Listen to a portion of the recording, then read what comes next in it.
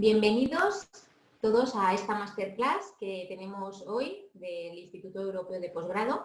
Antes de comenzar la masterclass, quiero desearos a todos que estéis bien en vuestras casas o en cada uno de nuestros países, donde como a nivel global está sucediendo esta crisis. Bueno, pues nuestros deseos desde el Instituto Europeo de Posgrado es que estéis bien, que podáis sobrellevar esta crisis lo mejor posible. Vamos a trabajar un tema que en principio no tenía relación con la crisis que estamos viviendo, pero que como es una crisis que nos está afectando a todos los espacios y a toda nuestra vida, bueno, pues también en la educación nos va a afectar. Entonces, bueno, vamos a comenzar. Lo primero, me voy a presentar, soy Nuria Segovia, soy directora de tecnología de la red Suma, de la que forma parte el Instituto Europeo de Posgrado y todas las universidades que tenemos de la red Suma. Llevo más de 10 años en esta tarea de dirección de tecnología y bueno, pues aparte de esto soy licenciada en pedagogía y ahora mismo estoy desarrollando mi tesis doctoral en un tema muy parecido al trabajo que estamos presentando en esta masterclass. Es sobre el abandono de los estudiantes en la educación superior. Esta investigación que estoy haciendo me ha llevado a analizar de manera muy detallada cómo está la educación superior, cuáles son las tendencias que están marcando esta educación superior, cuáles son los retos a los que nos enfrentamos en la universidad, en la educación superior y cómo será la universidad del futuro. Y he querido, pues a través de esta masterclass, compartir con vosotros pues, el trabajo que he ido realizando de análisis y de investigación sobre la educación superior y que espero que entre todos nos lleve a sacar conclusiones válidas. Para empezar con este tema, vamos a analizar las tendencias que están marcando la educación superior. Y aquí os voy a pedir vuestra colaboración. Hemos preparado una encuesta que os voy a lanzar, una votación, con estas 4 tendencias que os marco en pantalla. La democratización, la apertura, la internacionalización y la tecnología.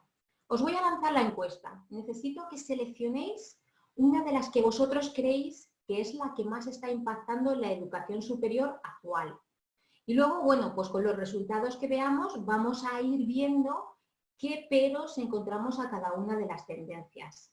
En cuanto a la democratización, para que vayáis votando, nos referimos a esa capacidad de los sistemas educativos de acoger a una mayor cantidad de personas.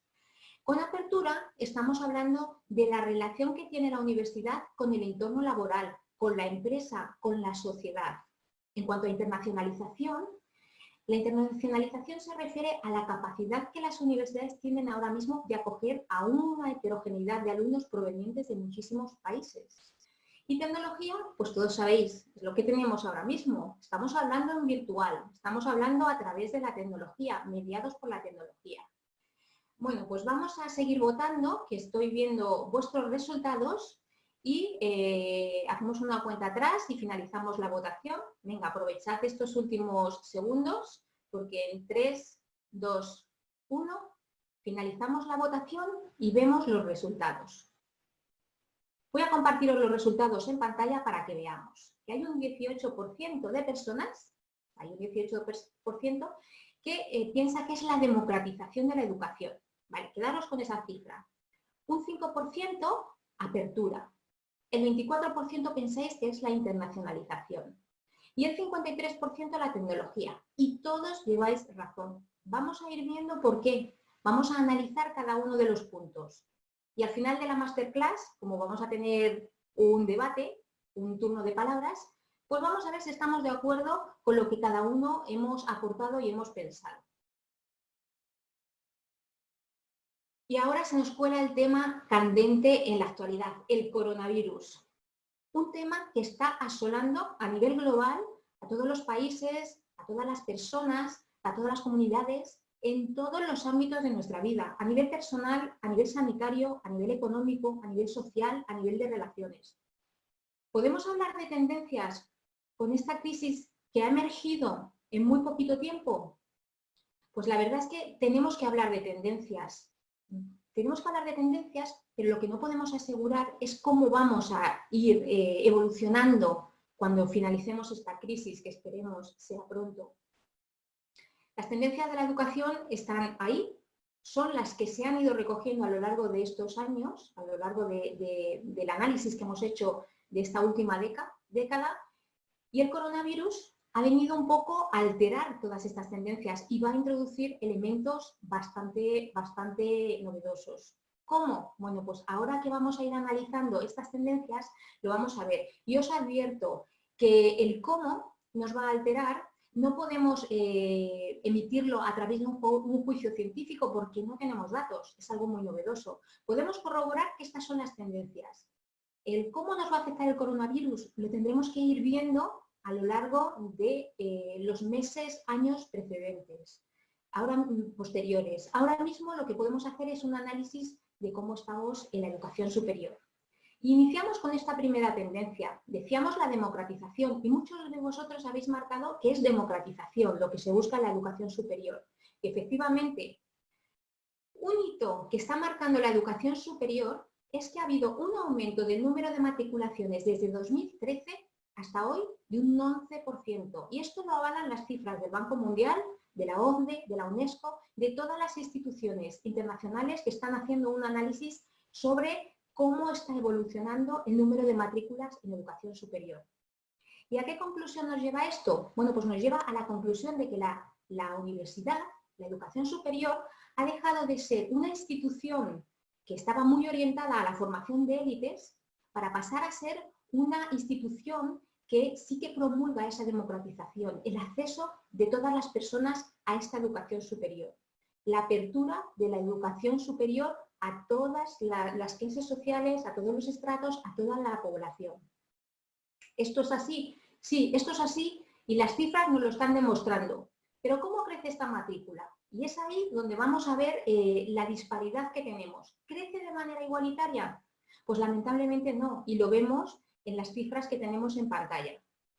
En este gráfico os estoy mostrando en naranja las mujeres y en azul los hombres. Y vemos cómo aún existe una gran disparidad entre el acceso a la educación superior, ligado a razones, por ejemplo, como el género, como lo que se muestra en pantalla, pero también a otras razones como es el origen social, el regional, el étnico, la edad, que también está influyendo, la discapacidad, barreras que están condicionando y están frenando esa democratización y que todavía las tenemos. ¿Y cómo se ve esto? Bueno, pues se ve que en rentas muy bajas y bajas todavía vemos cómo se percibe que el acceso no es igualitario, por ejemplo, por género, no como así en rentas medias altas o muy altas. En rentas medias altas y muy altas, los países que se clasifican según el Banco Mundial en esa clasificación de rentas, vemos que sí, que el acceso es más paritario, más igualitario e incluso, si son países de rentas muy altas, vemos que incluso las mujeres acceden con mayor intensidad a la educación superior que los hombres. ¿Vale? Entonces, democratización sí, peros. Tenemos peros todavía. Por estas razones, origen social, género, etnia, etc. ¿Y qué surge también de la democratización y del acceso mayoritario de la población a la educación superior? Bueno, pues que hay otra tendencia muy ligada a esta democratización y es que se ha cambiado el perfil del estudiante que accede a la educación superior. ¿Cómo es esto? Bueno, pues hasta hace unos años, ¿quiénes accedían a esta educación superior? Bueno, generalmente lo mayoritario eran alumnos tradicionales, es decir, alumnos que finalizaban su educación secundaria y a continuación iniciaban el estudio en la educación superior. Alumnos con edades entre 18 y 21 años. Bueno, ¿y el perfil del estudiante ahora cuál es? Bueno, pues a través de numerosas investigaciones científicas estamos viendo que ha habido un fuerte incremento de estudiantes adultos, maduros, estudiantes de más de 25 años con un perfil muy diferente. Un perfil que debe compatibilizar las cargas laborales y familiares con el tiempo de estudio. ¿Y esto qué significa en la educación superior? Bueno, pues significa algo que nos va a marcar muy definitivamente. Significa que el perfil de estudiante al que nos dirigimos es muy heterogéneo y que las expectativas, las motivaciones con las que se acercan estos estudiantes a las universidades también son muy diferentes. Y la educación superior debe atender a todas estas expectativas y motivaciones. Vamos a pasar al segundo de las tendencias que marcábamos, que era la apertura. Me habíais marcado, me parece que era un 5% de personas que pensabais que esta era una de las tendencias que también iba a marcar o que marcaba definitivamente la educación superior. Para ilustrar esta tendencia, os he puesto aquí un artículo de un periódico que de verdad me ha llamado la atención porque refleja muy bien el sentir de esa apertura, el sentir de esa tendencia de la educación superior. Mirad, leed, el 65% de los niños de preescolar terminará en un puesto de trabajo que hoy todavía no existe. Y esto es así. Entonces, la educación superior, ¿qué tiene que enseñar? ¿Cuál es la función de la universidad? Si todavía no tenemos los puestos, bueno, pues ahí está el quid de la cuestión. La educación superior tiene una gran responsabilidad en formar a estudiantes con las competencias necesarias, y hablamos de competencias, para afrontar los retos de la economía actual y futura. He dicho competencias y no conocimientos, ¿vale? Y aquí está ese sentido de apertura, ese sentido de que la universidad se tiene que abrir al mundo, al exterior, tiene que prever en qué tiene que formar a los estudiantes para poder capacitarles. No enseñarles contenido, sino capacitarles. Y esa es la tendencia hacia la que van las universidades del futuro. Pero también, y esto es muy importante, la universidad tiene una alta responsabilidad en la formación de ciudadanos sensibilizados con las problemáticas más actuales que hasta el día de hoy, o hasta las semanas actuales, eran el cambio climático y la desigualdad, y que hoy con la crisis que tenemos, la crisis sanitaria, bueno, pues se suman otras preocupaciones como son estas. La crisis sanitaria que tenemos, la seguridad, la salud. Bueno, pues la universidad tiene esa alta responsabilidad en formar ciudadanos resilientes que puedan adaptar y acoger estos cambios dramáticos que estamos sufriendo y que puedan hacer frente a ellos. ¿Vale? Entonces, la apertura sí es otra de las tendencias, sí es una tendencia muy importante. ¿Y qué significa esta apertura? Bueno, pues significa que la universidad ya no es una institución en la que tiene unos contenidos cerrados, además muy enclaustrados, unos contenidos que le pertenecen y que los transmiten, no. Las universidades tienen que evolucionar hacia un modelo donde los contenidos y los datos sean abiertos, se vayan creando de esa investigación y open data que es tan importante, de la colaboración internacional global, como estamos viendo ahora mismo también, recurrimos otra vez a la crisis del coronavirus, ¿vale?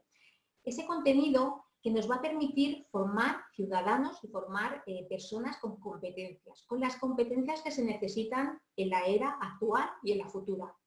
Y para ello, la universidad se tiene que hacer con metodologías. Ya no estamos en una universidad, una institución en la que se transmite el conocimiento a través de una metodología tradicional de transmisión únicamente, no. Las metodologías toman un papel muy importante. Metodologías activas e innovadoras. Metodologías que, bueno, como veis, tenemos una amplia variedad de metodologías que se llaman de diferentes maneras, de gamificación, design thinking, experiencias de aprendizaje inmersivo, aprendizaje basado en proyectos, en problemas, etc.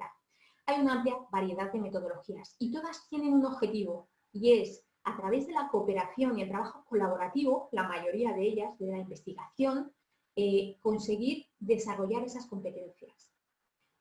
Y hablamos de apertura también en cuanto a recursos. ¿Por qué?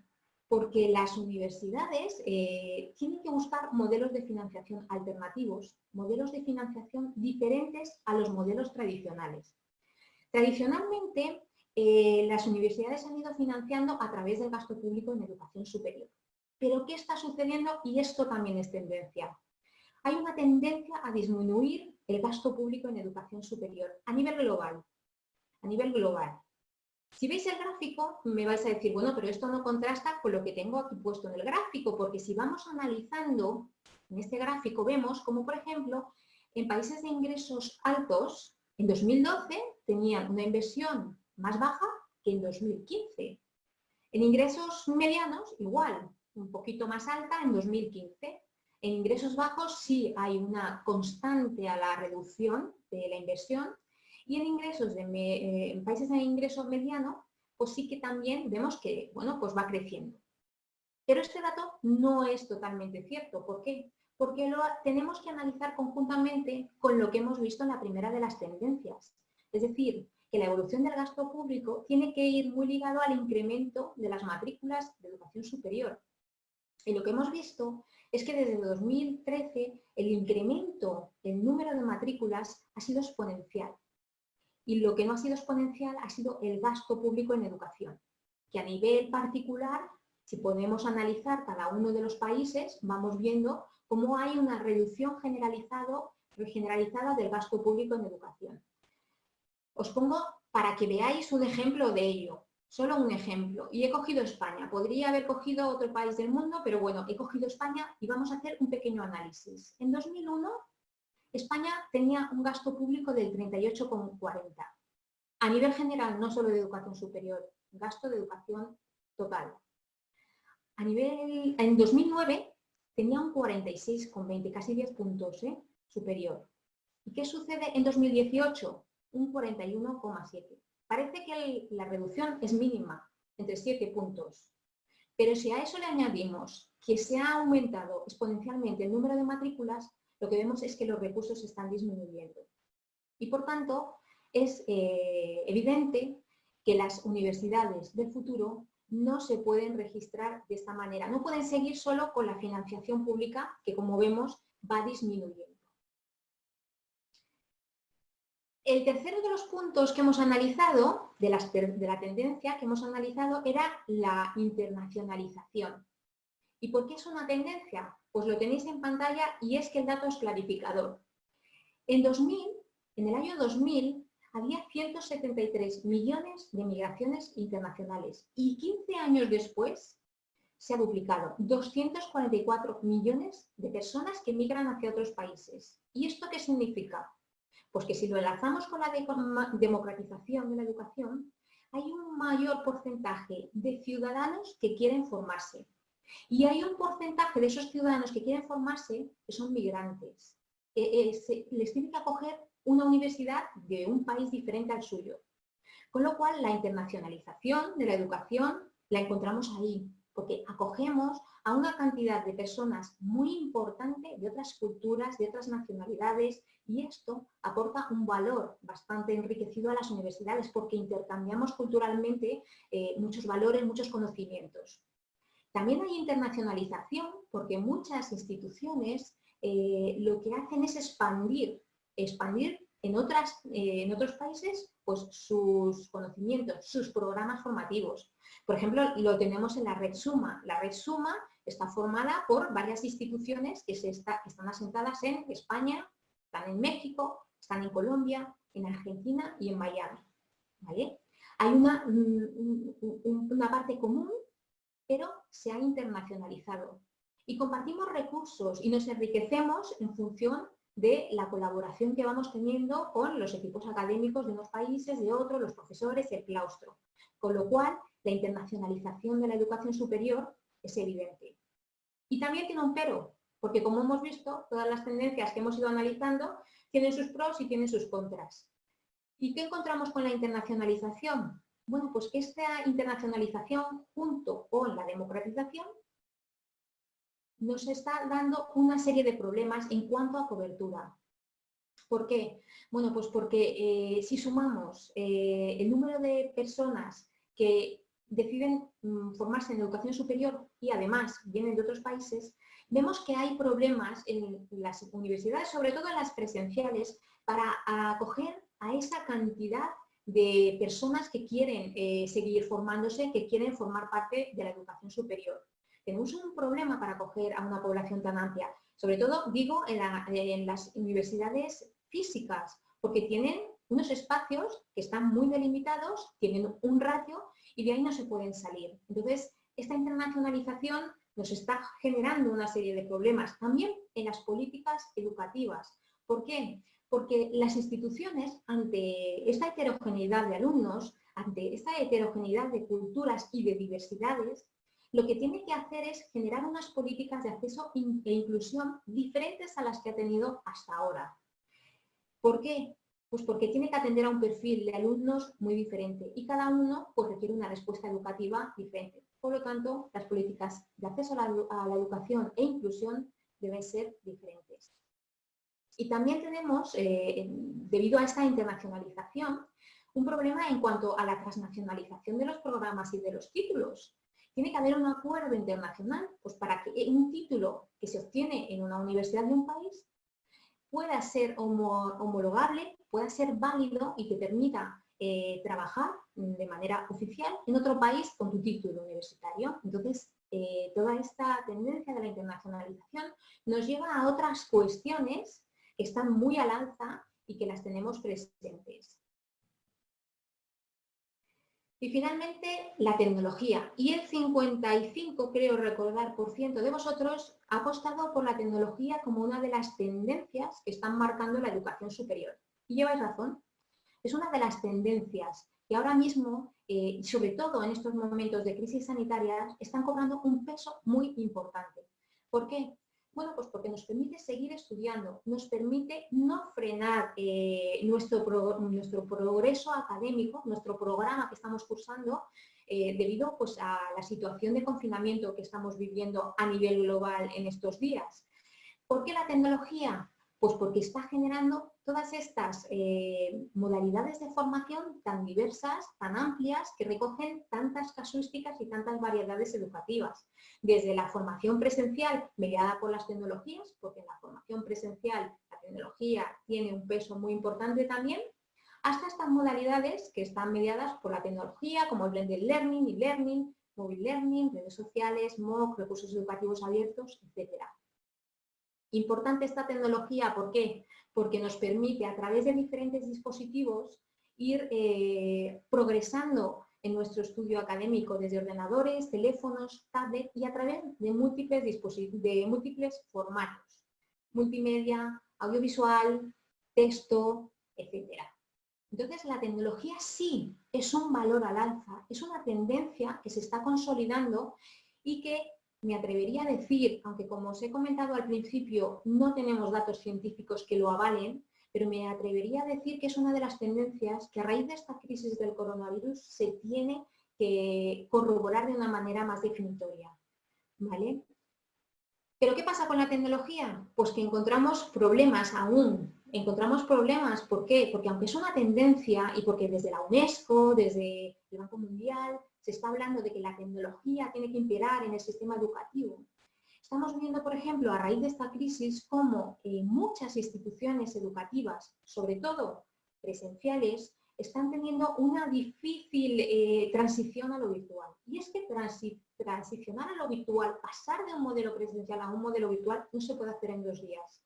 No, nos equivocamos. Pasar de un modelo presencial a un modelo virtual exige un trabajo muy constante que las instituciones que somos 100% virtuales conocemos, de análisis, de herramientas, de virtualización, diseño instruccional, que requiere un proceso y una maduración de los puestos de trabajo muy importante. Pasar de lo presencial a lo virtual no es trasladar un contenido teórico en formato presencial, un contenido que arroja un profesor, a un formato virtual y subirlo a una plataforma. Eso no es. Entonces, ahora, con esta crisis, se está viendo todavía las carencias que tenemos en tecnología, en muchos sectores, en muchos países y en muchas instituciones. Por tanto, la tecnología sí es una tendencia que va a marcar y está marcando, pero que todavía necesita madurar mucho. Y no solo la tecnología como tal, como un medio para transmitir esta formación, sino la infraestructura con la que contamos. ¿Qué nos está pasando estos días? Nos está pasando a todos. ¿Aguantará nuestra fibra? ¿Aguantará nuestra banda ancha, nuestra conexión? Bueno, pues os he dejado un titular que realmente marca en amarillo lo que a todos nos preocupa. La fibra no es elástica.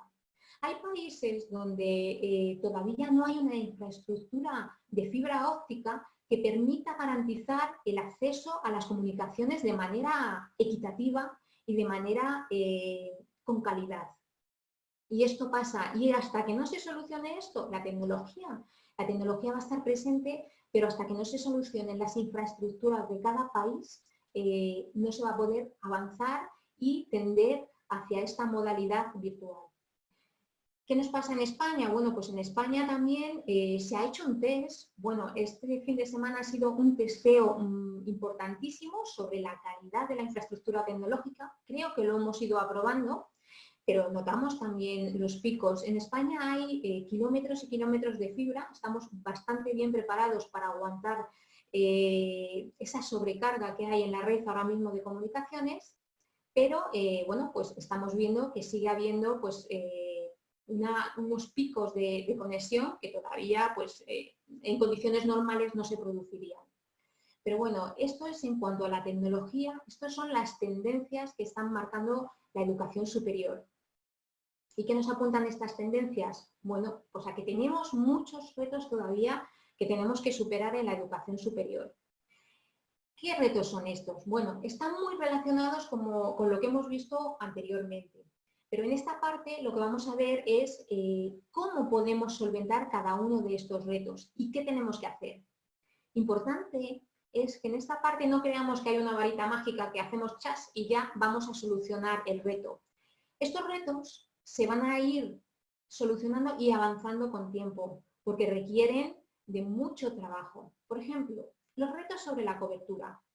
Hemos dicho que cuando una cantidad muy amplia de personas en el mundo quieren acceder al sistema educativo de la educación superior, pues tenemos problemas en la cobertura. Y estos problemas en la cobertura no son lineales, no se producen en todos los sitios de la misma manera. ¿Por qué? Bueno, pues porque hay poblaciones que son más vulnerables y que a los que les cuesta más el acceder a esos servicios de educación superior. Por ejemplo, los sectores con menores ingresos o, bueno, en algunos países, las personas que viven en unas zonas rurales remotas, alejadas de las cabeceras de los centros urbanos y donde el acceso a esta educación superior es más difícil. ¿Y qué solución podemos encontrar a esto?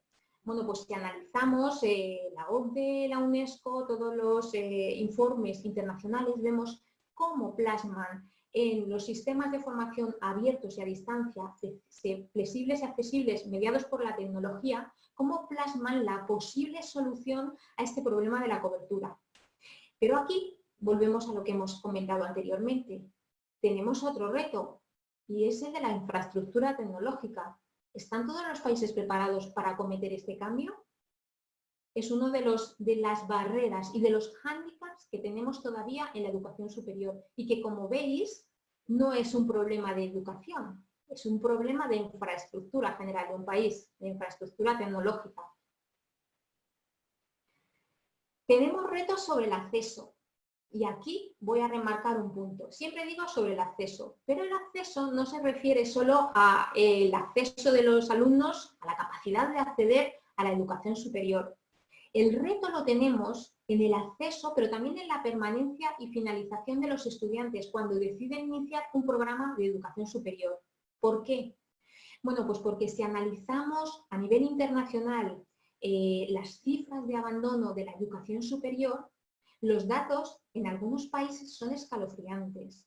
Se abandona muchísimo la educación superior y ahí tenemos un triple problema. Es un problema para el alumno.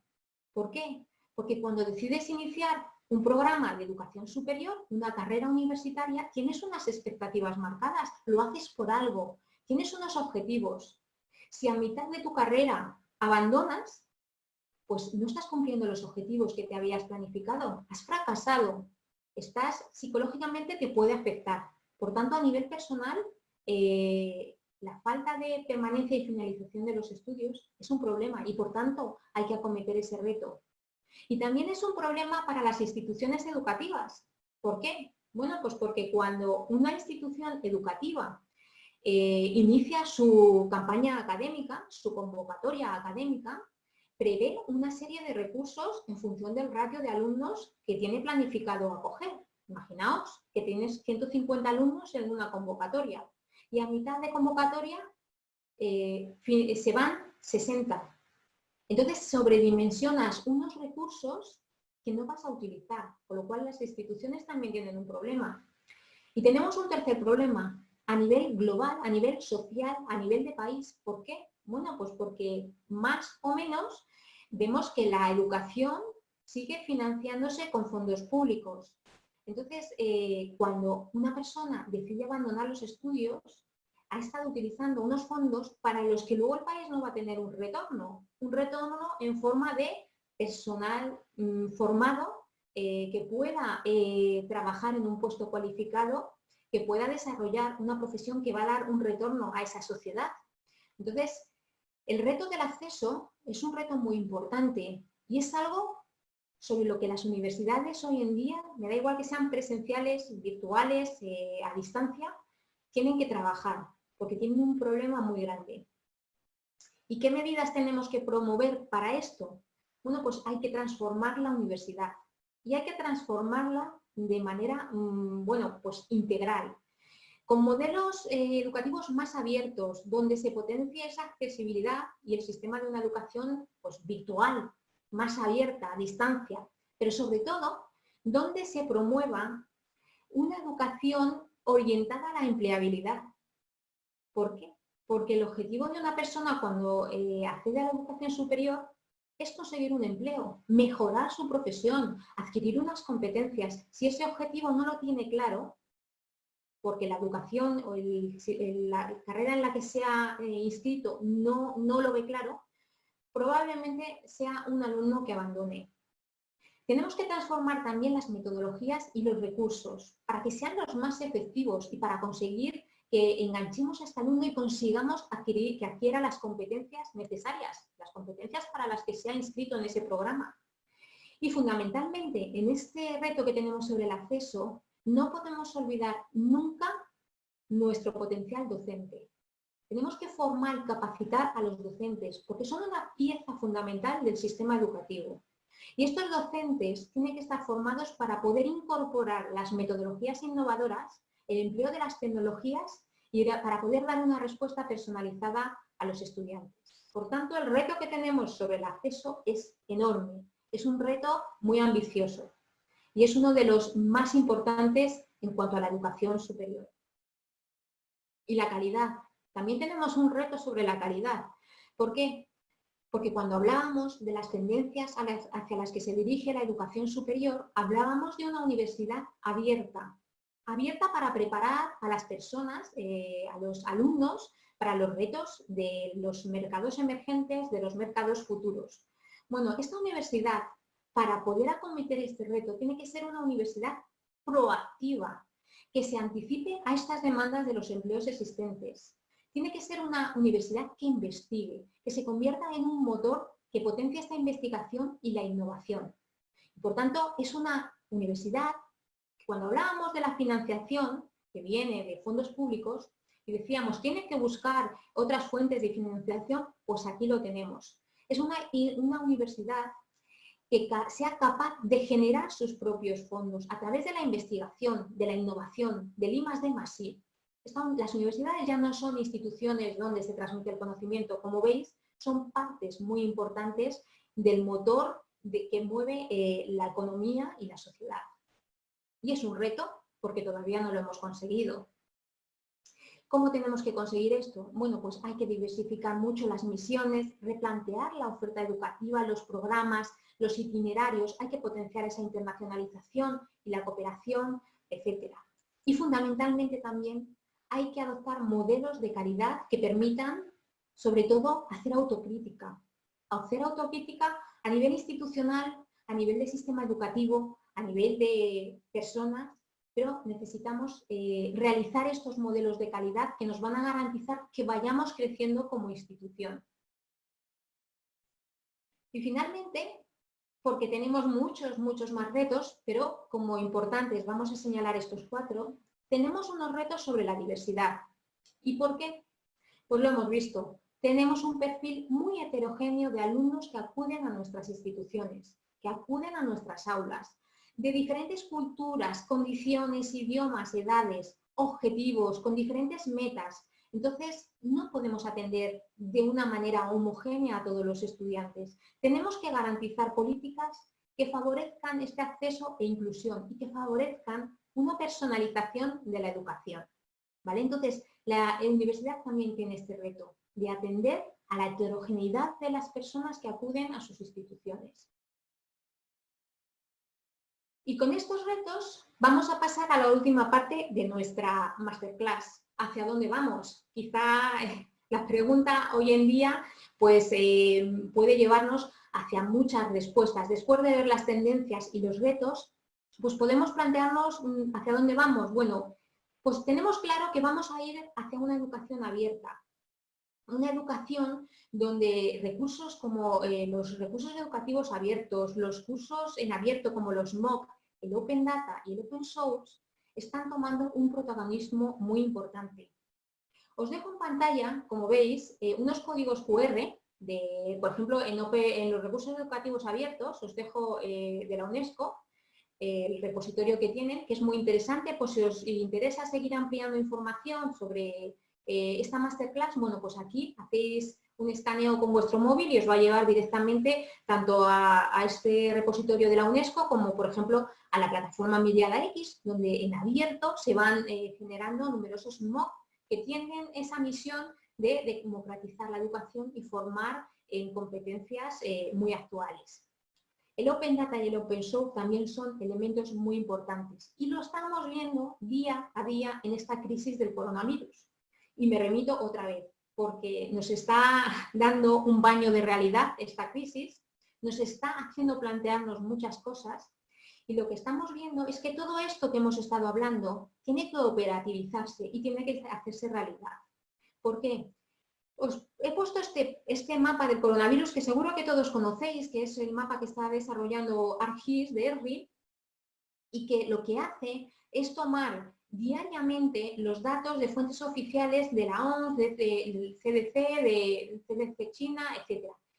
Esto lo que permite es que tengamos un conocimiento actualizado y global de todos de cómo está yendo la evolución del coronavirus en cada uno de los países. Y esto es a nivel sanitario, pero con esto os quiero ejemplificar cómo el conocimiento abierto nos hace ver la globalidad del problema. ¿Y por qué digo esto? Porque estamos, como veis, tenemos problemas globales. No podemos decir que la educación del futuro, la educación superior del futuro, está muy parcializada cada uno en su país. Va a ser una educación global, va a ser una educación que tiene que tender a ese objetivo común global. Y las soluciones que demos pues van a ser soluciones globales. Bueno, pues en este mapa veis un ejemplo de por qué es necesario abrir los datos, para conseguir esa colaboración y para conseguir el trabajo de investigación y colaboración que está haciendo, por ejemplo, la Unión Europea en su portal de datos abiertos y donde va recogiendo numerosas investigaciones, numerosos datos que se van generando en diferentes países y que se ponen en común aquí para que todos los investigadores y toda la gente que está trabajando sobre este problema global tengan los datos a su disposición. Os dejo también, si os interesa seguir viendo sobre este tema, el código QR para que lo tengáis presente. Hemos visto que la educación va hacia un modelo abierto y también va hacia una flexibilidad. ¿Por qué? Porque tenemos que olvidarnos de los currículos cerrados, estáticos, que van desarrollándose año tras año y década tras década. Se tiende a un currículum flexible, donde a través de un sistema multimodal se dé esa flexibilidad tanto en los itinerarios como en los módulos, como en la forma de acceder al conocimiento y de formarse. Y esto se consigue porque, como hemos visto, una de las tendencias de la educación superior también es que vamos a formar en competencias, no en conocimientos. Tenemos que olvidarnos del conocimiento, del contenido, no del conocimiento. Y lo que vamos a ir es a formarnos en competencias. Y las universidades tienen que transformar sus sistemas no para evaluar contenidos de una materia, sino cómo han ido adquiriendo los alumnos las competencias y cómo las dominan. Y en ese sentido, el aprendizaje basado en competencias, que os dejo también un código QR para que ampliéis conocimientos sobre esto, es uno de los baluartes de la educación del futuro. Y esto, como hemos dicho antes, ¿cómo se consigue? Pues con metodologías activas, innovadoras, atendiendo a la diversidad de las personas y pues a través de diferentes canales y formatos. Y finalmente, y como no podía ser de otra manera, la educación del futuro se basa en la adopción de la tecnología. Y aquí muy grande os he dejado un código QR que sí que os puede interesar bastante, sobre todo a los que os interesa el tema de la educación y de la tecnología, que es el informe del Bocause que va publicando anualmente y donde nos va informando sobre cómo estamos adoptando la tecnología en la educación. Y en este informe, concretamente en el último que se ha desarrollado, nos establece como 3 escenarios de adopción de la tecnología. Una adopción cercana, es decir, cómo estamos hoy, qué hitos estamos consiguiendo hoy en cuanto a tecnología. Una adopción en 2 o 3 años, a medio plazo, y una adopción más a largo plazo, entre 4 o 5 años. En cuanto a lo que tenemos hoy, bueno, pues destacan como hitos que se están consiguiendo pues el aprendizaje móvil y las tecnologías analíticas. En cuanto a lo que vamos a conseguir previsiblemente en 2 o 3 años, encontramos la realidad mixta y la inteligencia artificial. Y en 4 o 5 años, pues lo que vamos a ver es un poco más el desarrollo del blockchain, que hoy lo tenemos, efectivamente, pero lo tenemos que desarrollar, y tecnologías como los asistentes virtuales. Vamos a ver de manera muy rápida algunas características de cada una de estas tecnologías. Por ejemplo, del aprendizaje móvil. El aprendizaje móvil hoy sí podemos hablar de que es una realidad, de que nos estamos formando pues, a través de micropíldoras en contenidos muy prácticos, muy útiles en el aquí y en el ahora. Este es el aprendizaje móvil. El aprendizaje que nos permite utilizar, por ejemplo, la realidad aumentada, la virtual, la mixta, pues por ejemplo, la realidad aumentada para visitar a través de nuestro móvil pues, un museo y analizar pues, los cuadros que se están expuestos, etcétera.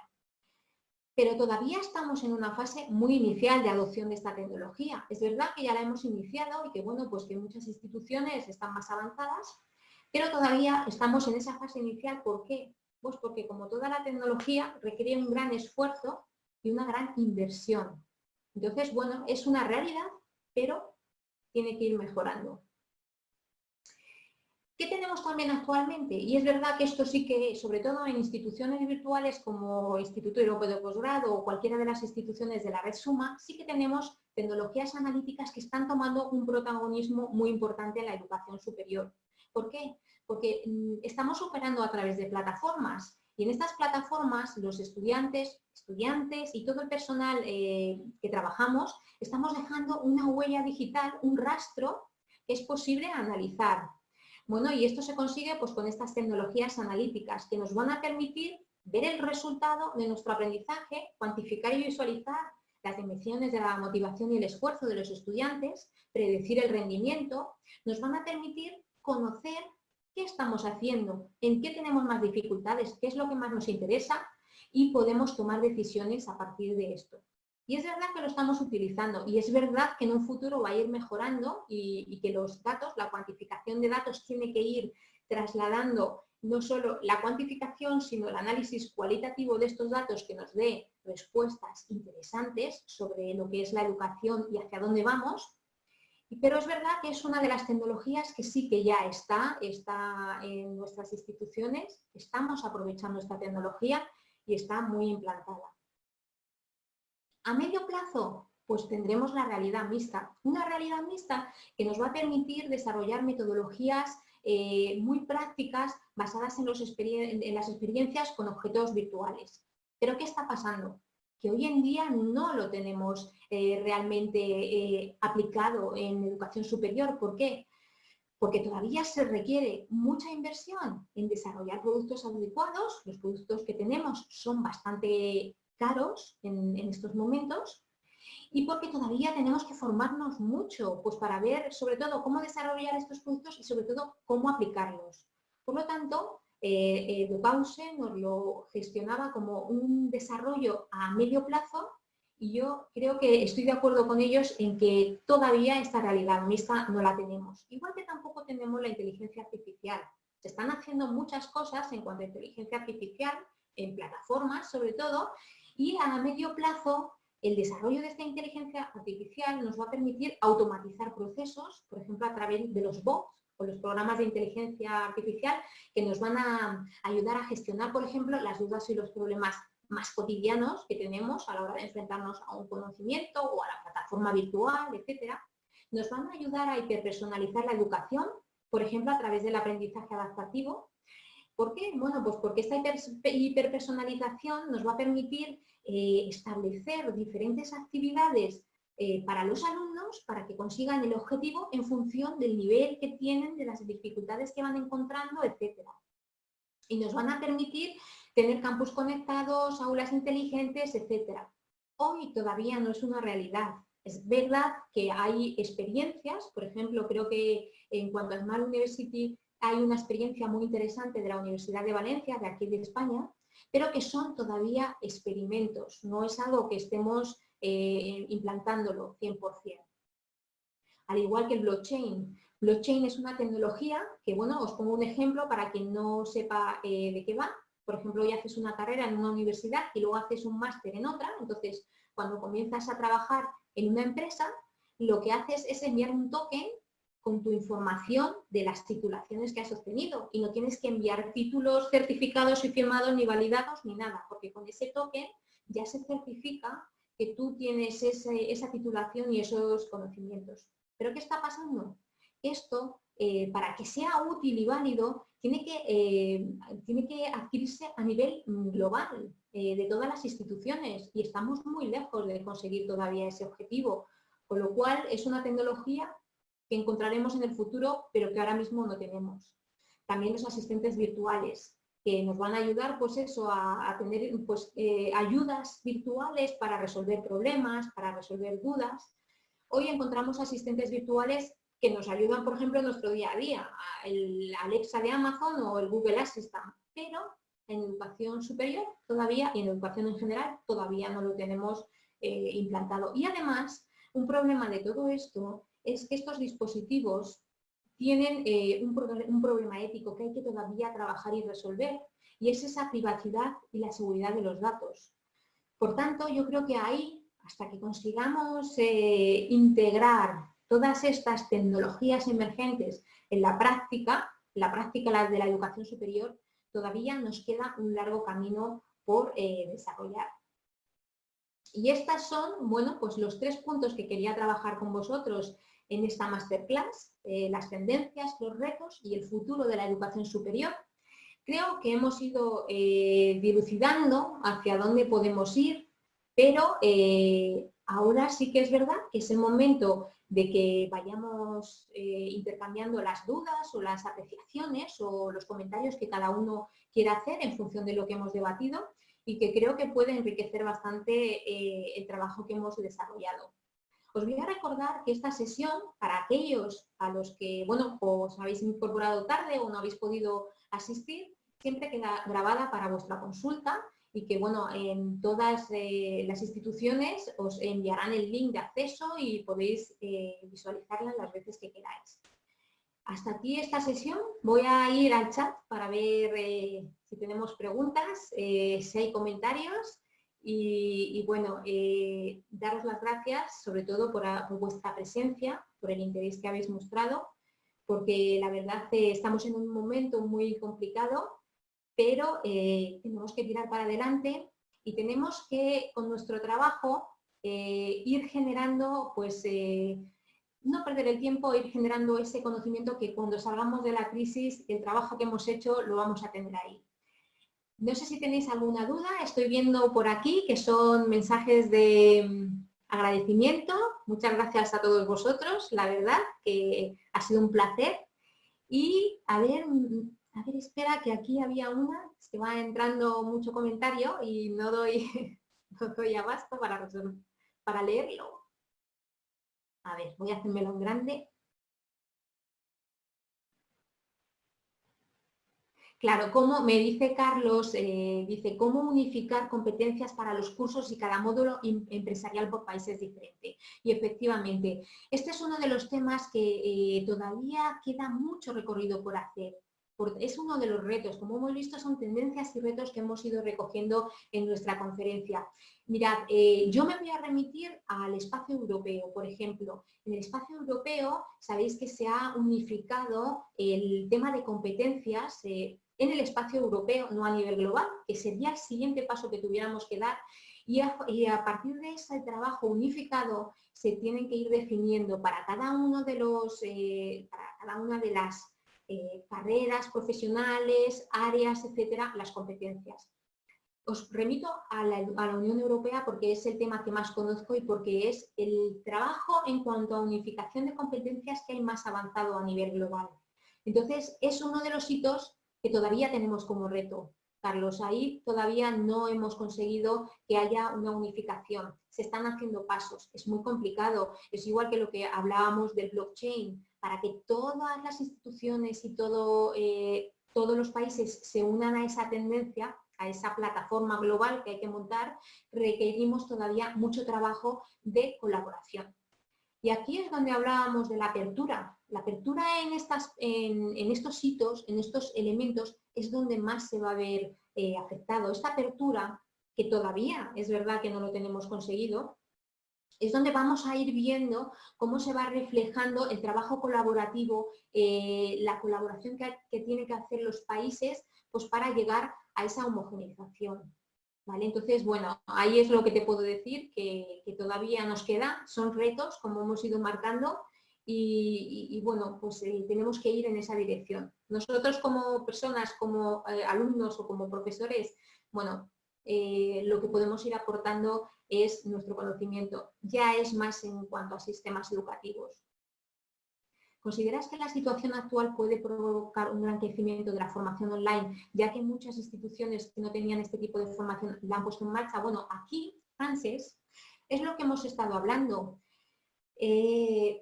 Sí, yo creo que la educación virtual, igual que el teletrabajo, el teletrabajo, si os dais cuenta, ha sido como algo que, bueno, a través de las empresas no queríamos ver pues porque lo veíamos inviable. Pues en estos momentos se está demostrando que sí que es posible.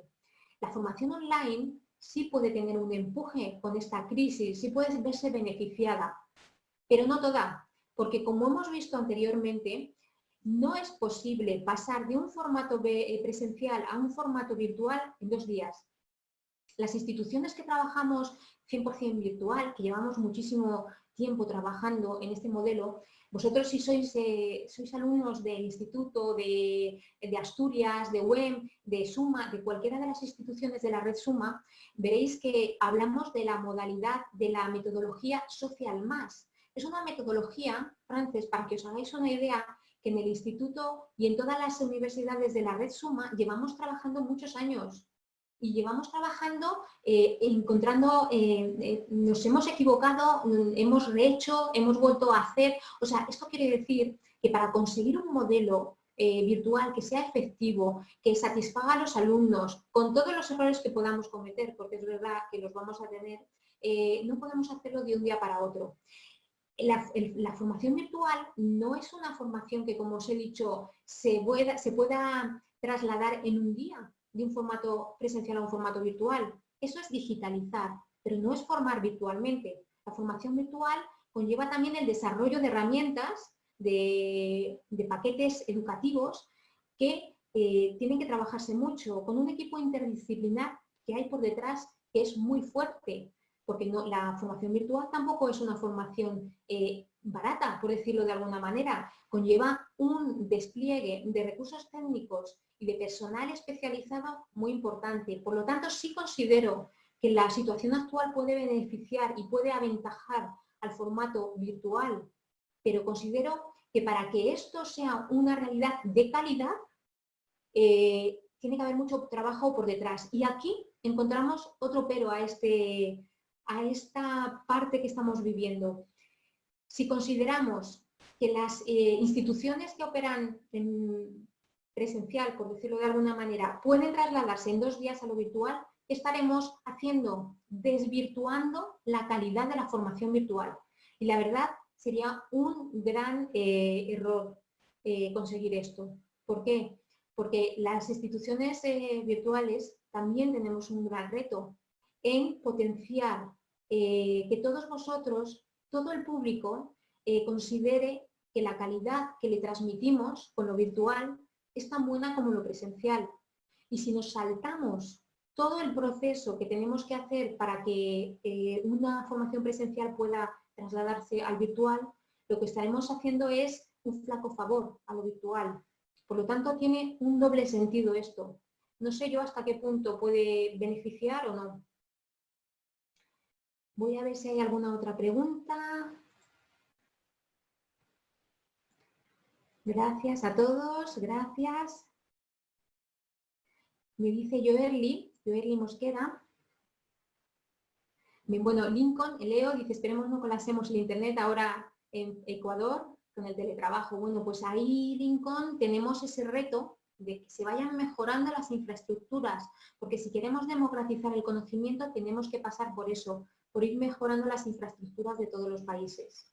Y Joerly dice que creo que un desafío más grande es poder garantizar las políticas de desarrollo territorial que permitan la garantía de la educación en todos los niveles. Efectivamente, de modo que la tecnología no genere crisis económicas en cuanto a la empleabilidad. Estamos en ello, Joerly, estamos en la época digital y es verdad que, bueno, pues aquí hay lecturas de todo tipo. Hay lecturas en las que parece que lo virtual o la tecnología está supliendo determinados puestos, está economizando puestos que se suplen con la maquinaria, con la tecnología, pero estamos en esa época digital y nos tenemos que adaptar. Lo que tenemos que hacer es lo que decíamos en la masterclass, es formar un capital de personas con competencias para asumir estos retos y sobre todo para resistir, para ir sobre todo sobreponiéndonos a todos los cambios, que realmente estamos en un mundo de cambios, a todos los cambios que nos vayan a ir surgiendo durante, bueno, pues la época que nos toque vivir. Dice Selva Marion, ¿qué otras limitantes pueden tener los retos sobre infraestructura tecnológica, aparte de la inversión económica? ¿Qué otros limitantes pueden tener los retos sobre infraestructura tecnológica?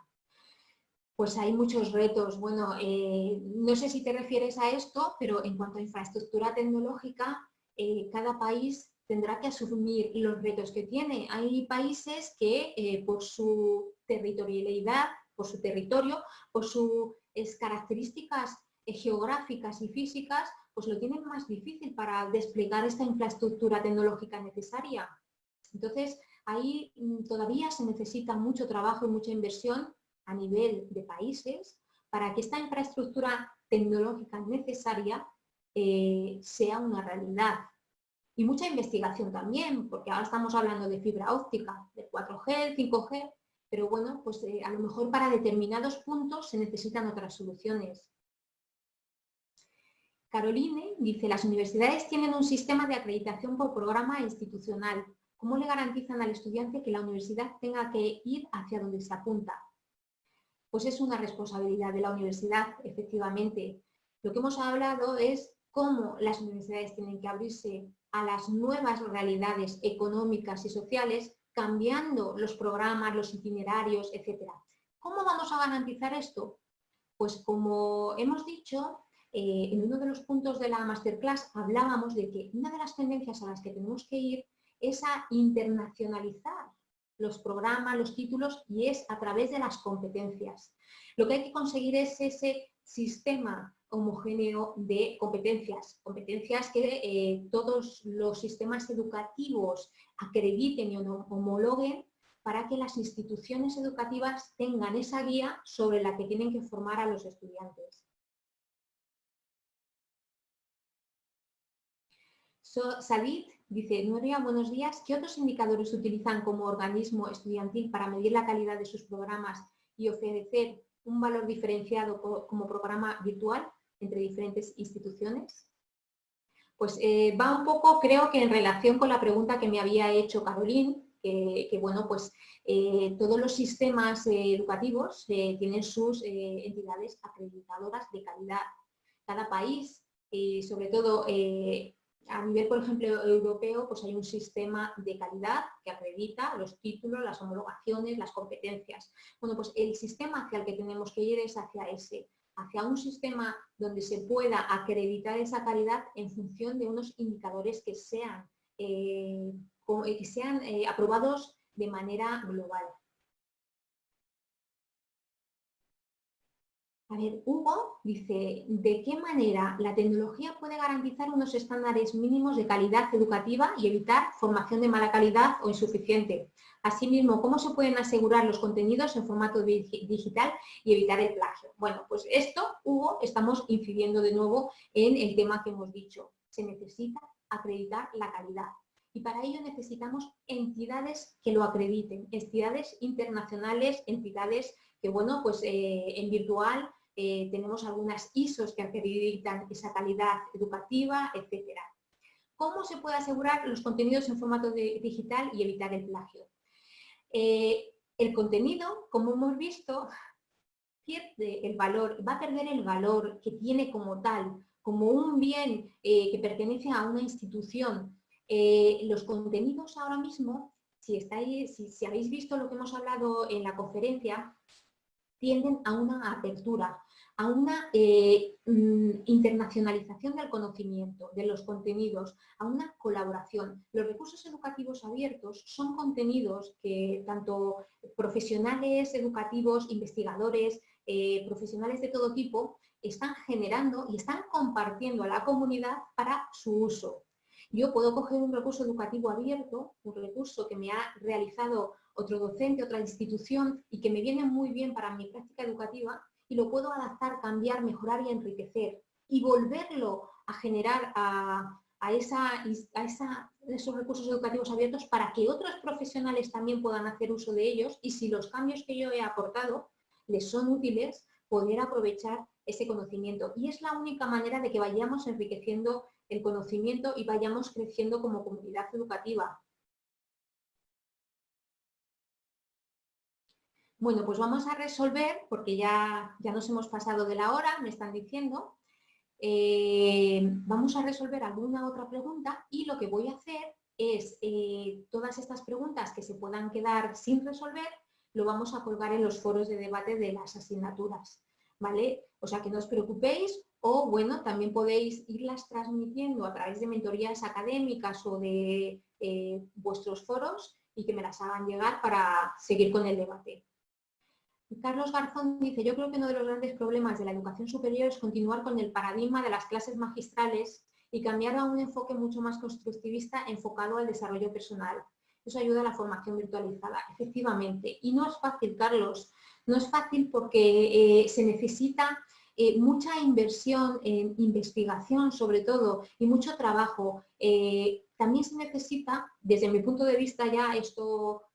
sobre todo desde mi punto de vista, creo que se necesita que los docentes estemos preparados para afrontar estos retos, para conocer a nuestro aula, para conocer las demandas que nos exigen nuestros alumnos y poder responder a ellas. Y muchas veces no estamos formados porque lo primero, no tenemos tiempo para formarnos, lo segundo, por las tareas académicas, administrativas y de investigación no nos da tiempo a conocer a nuestro alumnado y por tanto tenemos ahí un gran problema, ¿vale?